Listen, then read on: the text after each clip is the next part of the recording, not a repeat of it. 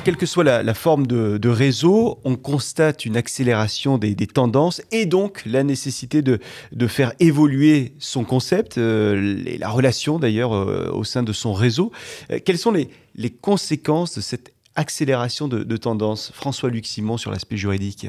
Oui, alors c'est une question qui est réellement fondamentale. L'intérêt commun du franchiseur et du franchisé, c'est d'animer et de faire partie d'un réseau de franchise qui est capable d'évoluer. Celui qui n'est pas capable d'évoluer est condamné à mourir, tôt ou tard. Donc, du point de vue du franchiseur, il faut prévoir dans le contrat de franchise une clause dite d'évolution, qui est celle qui permet véritablement de faciliter, fluidifier les évolutions au sein du réseau. Elle permet d'anticiper les modifications, de les gérer dans l'intérêt de chacun. Donc toutes les évolutions de toute nature sont visées par cette clause, les évolutions technologiques, la marque, l'évolution du savoir-faire, les nouveaux outils. Il n'y a aucune partie du contrat et du business qui échappe à cette clause d'évolution. C'est même dans l'intérêt de chacun.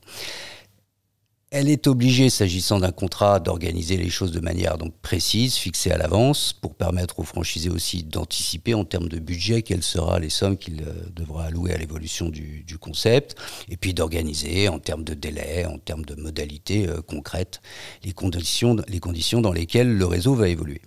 Du point de vue du franchisé, la clause d'évolution lui permet également d'avoir accès finalement, pour le dire autrement, à des améliorations et à des avantages concurrentiels que les mêmes avantages que les nouveaux entrants. Donc cela signifie en clair que si le franchiseur décide d'apporter des modifications ou des améliorations à l'ensemble du réseau, ça veut donc dire que tous les franchisés pourront en bénéficier.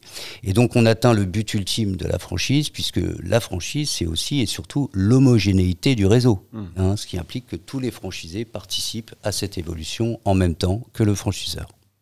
Sylvain Bartholomeu, je me permets de reprendre les questions les réponses de François-Luc Simon, qui dit que si un réseau ne se développe pas, finalement, il meurt. Vous confirmez? Il faut forcément une évolution? Oui, alors en fait, aujourd'hui, l'enjeu, vu les tendances de marché, les évolutions de tendances, en fait, c'est de se développer en innovant. Ouais. C'est pas si simple que ça.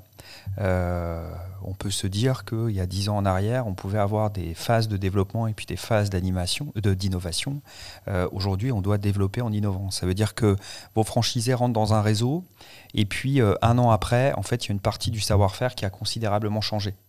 Impact de l'intelligence artificielle, conséquences vertueuses des sujets RSE, sujets environnementaux, évolution des tendances de consommation, mutation de consommation, crise énergétique, etc., etc. Donc en fait, les concepts bougent en permanence et donc on est en train de développer un réseau en innovant en permanence. Ça pose un vrai sujet, c'est qu'en fait, aujourd'hui, je pense que un des plus gros risques dans un réseau, c'est de s'asseoir dans son canapé.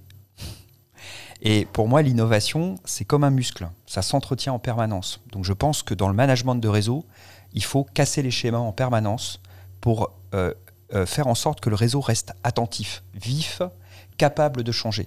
Ça pose aussi un autre sujet important, c'est que la conduite du changement, il faut que les franchisés soient prêts à changer. Donc il faut être en position de force, rester maître de son management de réseau, pour être capable demain de prendre des décisions difficiles, radicales, pour que le concept évolue et que la promesse consommateur reste au goût du jour en fait. Aujourd'hui, un concept qui ne plaît plus aux clients, c'est un concept qui meurt.